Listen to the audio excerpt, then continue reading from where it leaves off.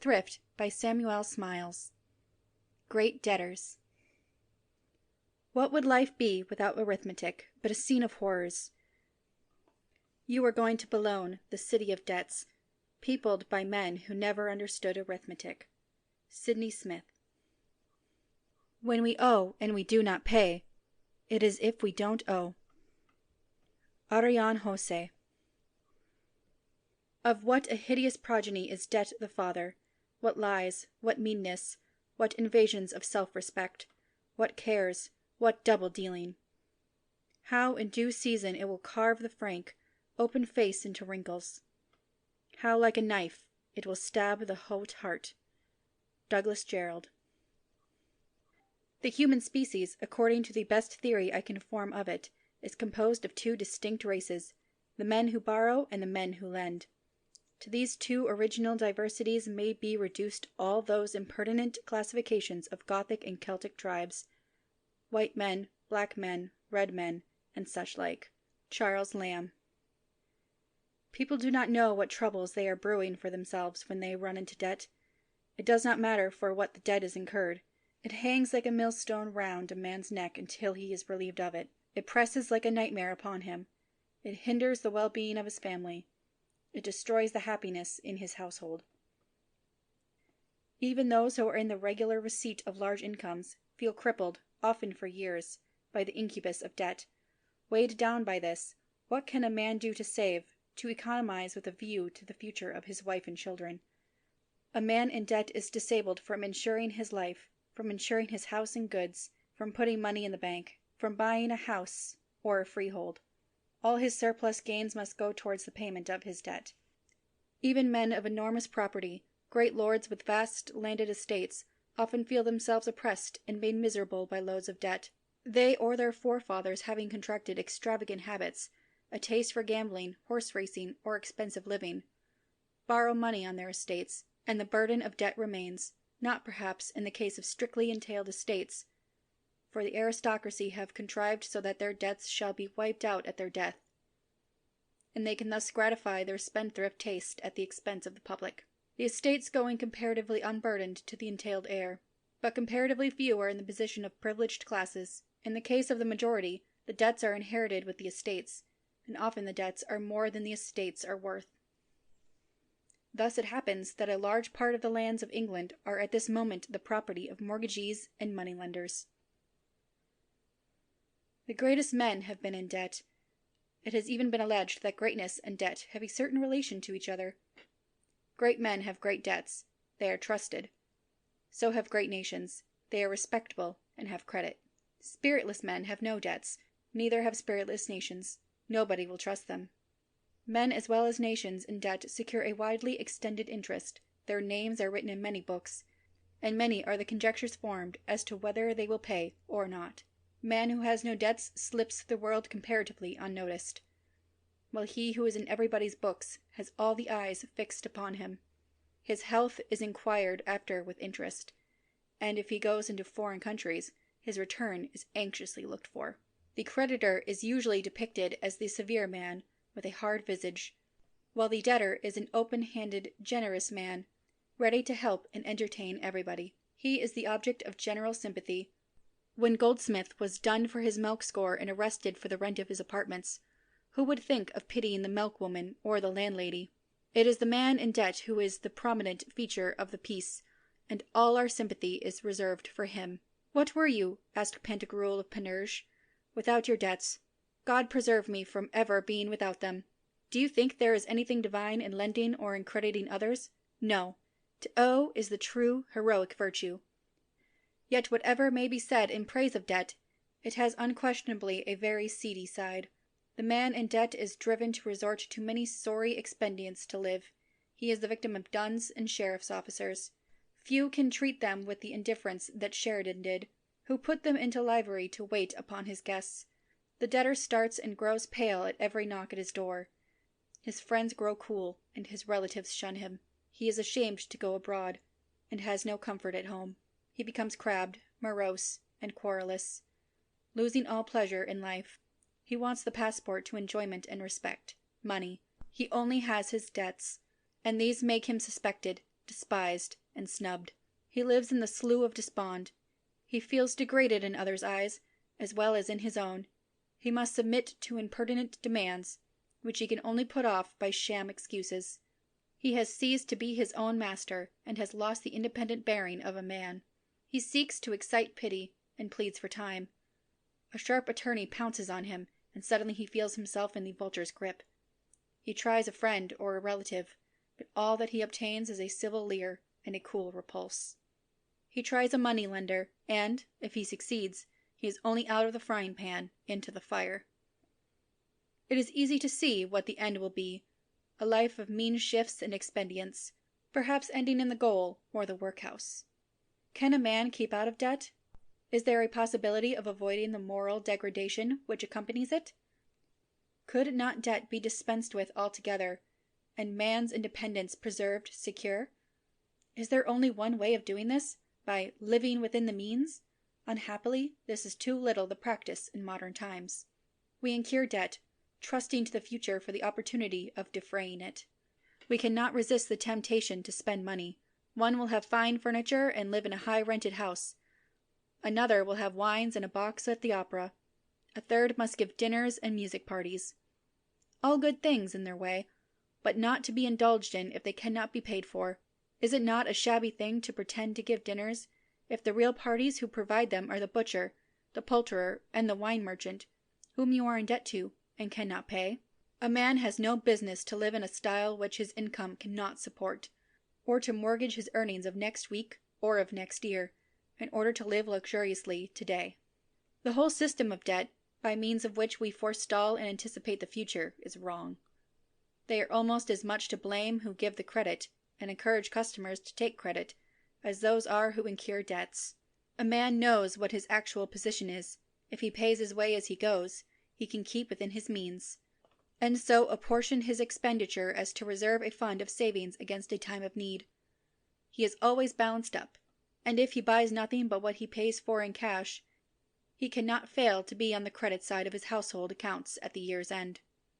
But once let him commence the practice of running up bills, one at the tailor's, another at the dressmaker's and milliner's, another at the butcher's, another at the grocer's, and so on, and he never knows how he stands.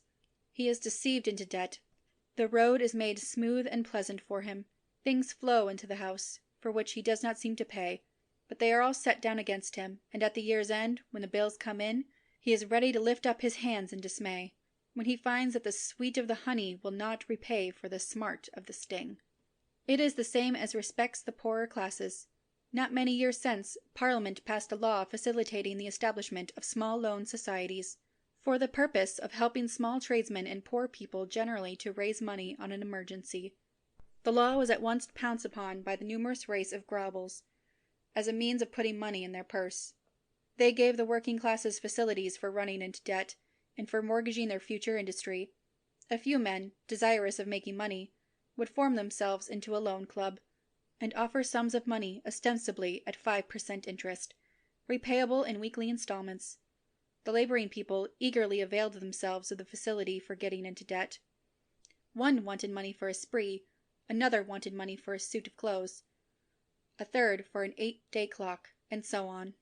And instead of saving the money beforehand, they preferred getting the money from the club, keeping themselves in difficulties and poverty until the debt was paid off. Such a practice is worse than living from hand to mouth. It is a living upon one's own vitals. It is easy to understand how the partners in the loan club made money. Suppose that they advanced £10 for 3 months at 5%. It is repayable in weekly installments at 10 shillings a week, the repayments commencing the very first week after the advance has been made. But though 10 shillings are repaid weekly until the debt is wiped off, interest at 5% is charged upon the whole amount until the last installment is paid off, so that, though the nominal interest is 5%, it goes on increasing until, during the last week, it reaches the enormous rate of 100%. This is what is called eating the calf in the cow's belly. Men of genius are equally facile in running into debt. Genius has no necessary connection with prudence or self-restraint, nor does it exercise any influence over the common rules of arithmetic, which are rigid and inflexible. Men of genius are often superior to what Bacon calls the wisdom of business. Yet Bacon himself did not follow his own advice, but was ruined by his improvidence. He was in straits and difficulties when a youth, and in still greater straits and difficulties when a man. His life was splendid, but his excessive expenditure involved him in debts which created a perpetual craving for money. One day, in passing out to his antechambers, where his followers waited for his appearance, he said, "Be seated, my masters. Your rise has been my fall." To supply his wants, Bacon took bribes, and was thereupon beset by his enemies, convicted, degraded, and ruined. Even men with a special genius for finance on a grand scale may completely break down in the management of their own private affairs. Pitt managed the national finances during a period of unexampled difficulty, yet was himself always plunged into debt. Lord Carrington, the ex-banker, once or twice, at Mr. Pitt's request, examined his household accounts, and found the quantity of butcher's meat charged in the bills was 100 weight a week. The charge for servants' wages, board wages, living, and household bills exceeded £2,300 a year. At Pitt's death, the nation voted £40,000 to satisfy the demands of his creditors. Yet his income had never been less than £6,000 a year, and at one time, with the wardenship of Cinque Ports, it was nearly £4,000 a year more. Macaulay truly says that the character of Pitt would have stood higher if, with the disinterestedness of Pericles and De Witt, he had united their dignified frugality. But Pitt by no means stood alone. Lord Melville was as unthrifty in the management of his own affairs as he was of the money of the public. Fox was an enormous ower, his financial maxim being that a man need never want money if he was willing to pay enough for it. Fox called the outer room at Almack's, where he borrowed on occasions from Jew-lenders at exorbitant premiums, his Jerusalem chamber. Passion for play was his great vice, and at a very early age it involved him in debt to an enormous amount. It is stated by Gibbon that on one occasion Fox sat playing at hazard for 20 hours in succession, losing £11,000. But deep play was the vice of high life in those days, and cheating was not unknown. Selwyn, alluding to Fox's losses at play, called him Charles the Martyr. Sheridan was the hero of debt. He lived on it. Though he received large sums of money in one way or another, no one knew what became of it, for he paid nobody. It seemed to melt away in his hands like snow in summer. He spent his first wife's fortune of £1,600 in a 6 weeks' jaunt to Bath. Necessity drove him to literature, and perhaps to the stimulus of poverty we owe The Rivals, and the dramas which succeeded it. With his second wife, he obtained a fortune of £5,000, and with £15,000, which he realized by the sale of Drury Lane shares, he bought an estate in Surrey, from which he was driven by debt and duns. The remainder of his life was a series of shifts, sometimes brilliant, but oftener degrading, to raise money and evade creditors. Taylor, of the Opera House, used to say that if he took off his hat to Sheridan in the street, it would cost him £50, but if he stopped to speak to him, it would cost 100. One of Sheridan's creditors came for his money on horseback. "That is a nice mare," said Sheridan. "Do you think so?" Yes, indeed. How does she trot?" The creditor, flattered, told him he should see, and immediately put the mare at full trotting pace. On which Sheridan took the opportunity of trotting round the nearest corner. His duns would come in numbers each morning, to catch him before he went out. They were shown into rooms on each side of the entrance hall. When Sheridan had breakfasted, he would come down and ask, "Are those doors all shut, John?" And on being assured that they were, he marched out deliberately between them. He was in debt all round, to his milkman, his grocer, his baker, and his butcher. Sometimes Mrs. Sheridan would be kept waiting for an hour or more, while the servants were beating up the neighborhood for coffee, butter, eggs, and rolls. While Sheridan was paymaster of the Navy, a butcher one day brought a leg of mutton to the kitchen. The cook took it and clapped it in the pot to boil, and went upstairs for the money, but not returning. The butcher coolly removed the pot lid, took out the mutton, and walked away with it in his tray. Yet while living in these straits, Sheridan, when invited with his son into the country, usually went in 2 chaises and 4, he in one, and his son Tom following the other. The end of all was very sad. For some weeks before his death, he was nearly destitute of the means of subsistence. His noble and royal friends had entirely deserted him. Executions for debt were in his house, and he passed his last days in the custody of sheriff's officers, who abstained from conveying him to prison merely because they were assured that to remove him would cause his immediate death. The Cardinal de Retz sold off everything to pay his debts, but he did not recover his liberty. He described the perpetual anguish of the debtor. He even preferred confinement in the castle of Vincennes to being exposed to the annoyances of his creditors. Mirabeau's life was one of perpetual debt, for he was a dreadful spendthrift. The only mode by which his father could keep him out of scrapes was by obtaining a lettre de cachet and having him safely imprisoned.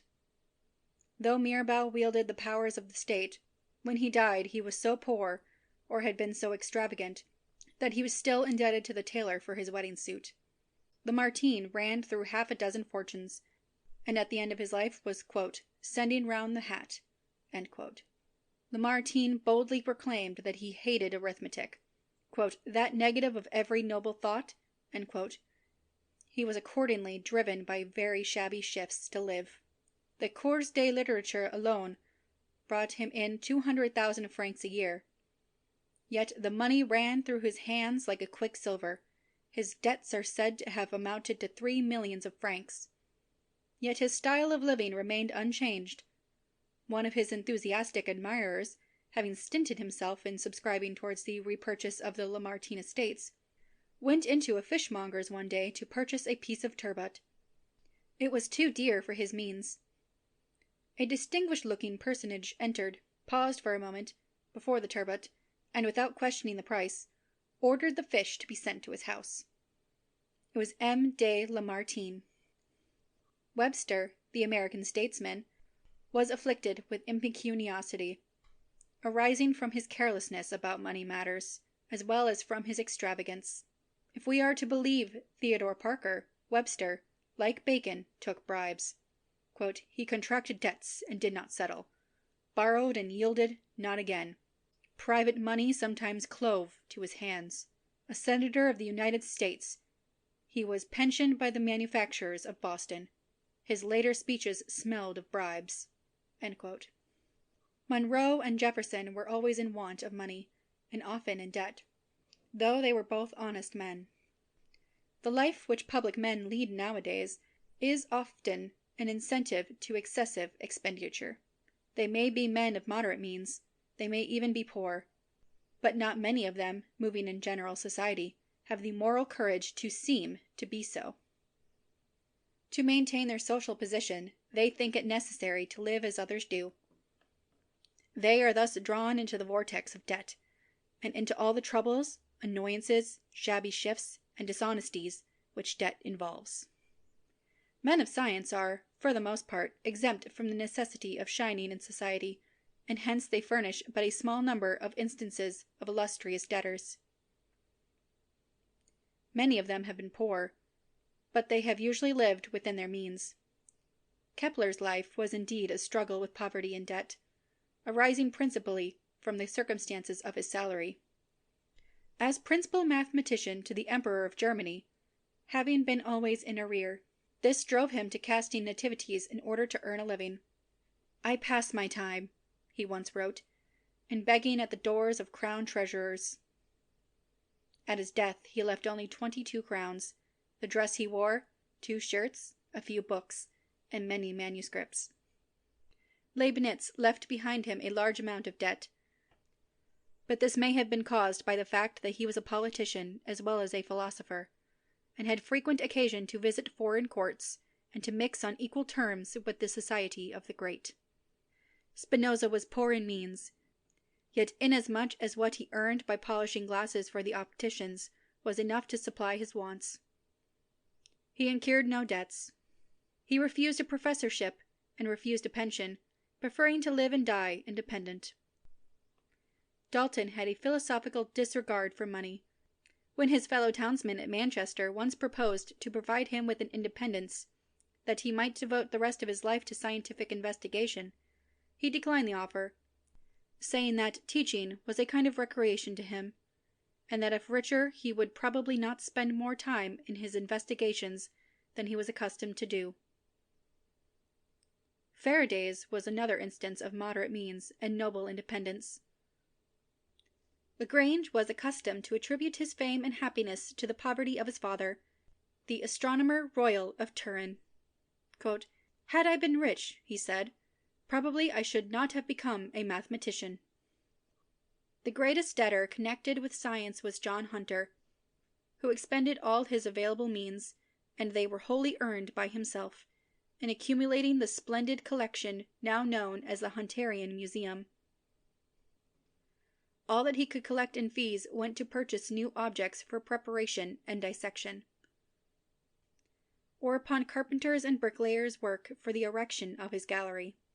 Though his family were left in strained circumstances at his death, the sale of the collection to the nation for £15,000 enabled all his debts to be paid, and at the same time left an enduring monument to his fame. Great artists have nearly all struggled into celebrity through poverty, and some have never entirely emerged from it. This, however, has been mainly because of their improvidence. Jan Steen was always in distress, arising principally from the habit he had acquired of drinking his own beer, for he was first a brewer, and afterwards a tavern keeper. He drank and painted alternately, sometimes transferring the drinking scenes of which he had been a witness to the canvas, even while himself in a state of intoxication. He died in debt, after which his pictures rose in value, until now they are worth their weight in gold. Notwithstanding the large income of Van Dyck, his style of living was so splendid and costly as to involve him in heavy debt. To repair his fortunes, he studied alchemy for a time, in the hope of discovering the philosopher's stone. But towards the end of his life he was so enabled to retrieve his position, and to leave a comfortable competency to his widow. Rembrandt, on the other hand, involved himself in debt through his love of art. He was an insatiable collector of drawings, armor, and articles of virtue, and thus became involved in such difficulties that he was declared a bankrupt. His property remained under legal control for 13 years, until his death. The great Italian artists were, for the most part, temperate and moderate men, and lived within their means. Haydn, in his autobiography, says, "Raphael, Michelangelo, Zeuxis, Apelles, Rubens, Reynolds, Titian were rich and happy. Why? Because with their genius they combined practical prudence." Haydn himself was an instance of the contrary practice. His life was a prolonged struggle with difficulty and debt. He was no sooner free from one obligation than he was involved in another. His mock election was painted in the King's Bench prison, while he lay there for debt. There is a strange entry in his journal. "I borrowed £10 today of my butterman, Webb, an old pupil of mine, recommended to me by Sir George Beaumont 24 years ago, but who wisely, after drawing hands, set up a butter shop, and was enabled to send his old master £10 in his necessity." Haydn's autobiography is full of his contest with lawyers and sheriff's officers. Creditors dogged and dunned him at every step. Lazarus's head, he writes, was painted just after an arrest. Eucles was finished from a man in possession, the beautiful face in Xenophon in the afternoon, after a morning spent in begging mercy of lawyers. And Cassandra's head was finished in agony not to be described, and her hand completed after a broker's man in possession, in an execution put in for taxes. Cowper used to say that he never knew a poet who was not thriftless, and he included himself. Notwithstanding his quiet, retired life, he was constantly outrunning the constable. "By the help of good management," he once wrote, "and a clear notion of economical matters, I contrived in 3 months to spend the income of a 12th. But though the number of thriftless poets may be great, it must not be forgotten that Shakespeare, who stands at the head of the list, was a prudent man. He economized his means, and left his family in comfort. His contemporaries were, however, for the most part, indebted men. Ben Jonson was often embarrassed and always poor, borrowing 20 shillings at a time from Henslow, though he rarely denied himself another jolly night at the Mermaid. Massinger was often so reduced in circumstances as not to be able to pay his score at the same tavern. Greene, Peel, and Marlowe lived lives in dissipation and died in poverty. Marlowe was killed in a drunken brawl. When Greene was on his deathbed, dying of the disease which his excesses had caused, he was haunted by the debt of £10, which he owed to the shoemaker who had lodged him. He then warned his friend Peel to amend his ways, but Peel, like him, died in distress and debt, one of the last letters he wrote being an imploring letter to Burleigh, asking for relief. "Long sickness," said he, "having so enfeebled me as maketh bashfulness almost impudency." Spenser died forsaken and in want. Ben Jonson says of him that he died for lack of bread in King Street, and refused 20 broad pieces sent to him by my Lord of Essex, adding, he was sorry he had no time to spend them. Of later poets and literary men, Milton died in obscurity, though not in debt. Lovelace died in a cellar. Butler, the author of Hudibras, died of starvation in Rose Alley, the same place in which Dryden was beaten by hired ruffians. Otway was hunted by bailiffs to his last hiding place on Tower Hill. His last act was to beg a shilling of a gentleman, who gave him a guinea, and buying a loaf to appease his hunger, he choked at the first mouthful. Wycherley lay 7 years in gaol for debt, but lived to die in his bed at nearly 80. Fielding's extravagance and dissipation in early life involved him in difficulties which he never entirely shook off, and his death was embittered by the poverty in which he left his widow and child in a foreign land. End of section 22.